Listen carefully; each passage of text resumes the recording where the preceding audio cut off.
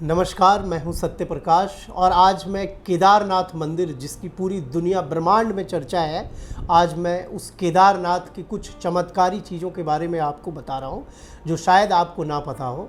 हिंदुओं के 4 धाम में से एक है केदारनाथ। उत्तराखंड स्थित इस आस्था के केंद्र में साल 2013 में आई जल प्रलय के घाव अब भी हरे। 16 जून की शाम और 17 जून की सुबह को मची भीषण तबाही को देश आज तक नहीं भूला। दरअसल उस वक्त इतनी ज़ोरदार बारिश और पानी था कि ऐसा लगा मानो पूरे मानसून में होने वाली बारिश एक ही बार हो गई। चोराबाड़ी ग्लेशियर पिघल गया था। मंदाकिनी नदी सब कुछ अपने भीतर समाहित करने पर आमदा थी। मंदाकिनी नदी में उत्पन्न हुए जल प्रलय की इस त्रासदी में करीब 10,000 लोग मारे गए थे और कितने अभी भी लापता हैं, इसकी कोई खबर अभी तक नहीं है। मंदिर के संबंध में कई कहानियां प्रचलित हैं। एक कथा के अनुसार असुरों से बचने के लिए देवता गणों ने भोलेनाथ की आराधना की थी, जिसके बाद भगवान शिव बैल रूप में प्रकट हुए और उन्होंने पूछा, कोदारम का मतलब है किसे चीरू किसे फाड़ू। इसके बाद शिव ने अपनी सींगों और खुरों से असुरों का नाश किया और उन्हें मंदाकिनी नदी में फेंक दिया। केदारम से ही इस जगह का नाम केदारनाथ पड़ गया, जो पूरी दुनिया में प्रचलित है। आज हम बात करेंगे इस त्रासदी के दौरान हुए उन चमत्कारों की जिसने विज्ञान को भी अचंभित कर दिया। जब केदारनाथ नगरी में चारों ओर त्राहिमाम त्राहिमाम की गूंज थी, समूचा भूभाग जलमग्न था और मंदाकिनी की लहरें रौद्र रूप में सब कुछ तहस नहस करते हुए आगे बढ़ रही थी, तब का एक पल था।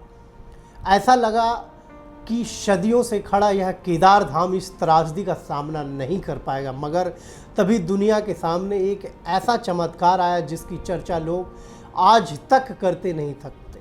दरअसल अचानक एक शिला प्रकट हुई जिसने केदारनाथ की दीवारों को लहरों से चोट कर रही मंदाकिनी को रोक लिया। आज उससे लाखों श्रद्धालु भीम शिला के रूप में पूजते हैं और उसके दर्शन करने के लिए केदारनाथ जाते हैं।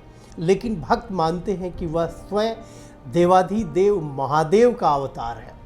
पानी से लबालब उत्तराखंड जीने के लिए संघर्ष कर रहा था। ऐसे में पट खुलने के बावजूद केदारनाथ धाम में कई दिनों तक पूजा अर्चना नहीं हुई थी। बावजूद इसके कि पानी ने मंदिर के भीतर सब कुछ अस्त व्यस्त कर दिया था। महादेव के शिवलिंग के ऊपर रखे बेलपत्र टस से मस नहीं हुए थे। मंदिर के बाहर चारों ओर बिखरा मलबा और इंसानों की लाशों को बहाती मंदाकिनी केदारनाथ धाम के द्वार पर स्थित भगवान शिव के वाहन नंदी की मूर्ति को एक खरोच भी नहीं कर पाई। आज भी नंदी महाराज वहाँ उसी तरह विराजमान है। केदारनाथ मंदिर के बारे में ये मान्यता है कि जब शीत ऋतु में 6 महीने के लिए इस पवित्र धाम के कपाट बंद होते हैं तो देवता इस मंदिर में पूजा करते हैं और मंदिर से घंटियों की आवाज़ आती है। 6 माह पश्चात जब मंदिर के कपाट खुलते हैं तब भी मंदिर के अंदर स्थित दीप जल रहा होता है।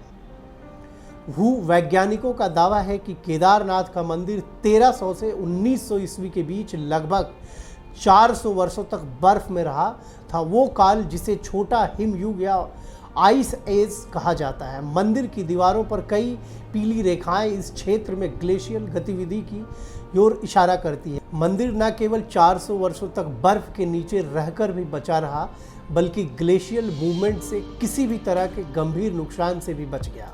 केदारनाथ के ऊपर आज एक स्पेशल मैंने इसलिए तैयार की कि पूरी दुनिया जो है अभी वैश्विक महामारी कोरोना से लड़ रही है और पूरी दुनिया में एक चर्चा हो रही है कि लोग आस्था की तरफ वापस आएँ। दुनिया में जो ये उथल पुथल और तहस नहस जो मची हुई है, कई देशों ने योग को, पूजा को, हिंदू धर्म को, इन सब चीज़ों को बढ़ावा देने की अपने अपने तरीके से, और विश्व के कई देशों के राष्ट्र प्रमुख ने अभी हिंदू जो प्रथा है प्राणायाम और नमस्कार की प्रथा को अपनाया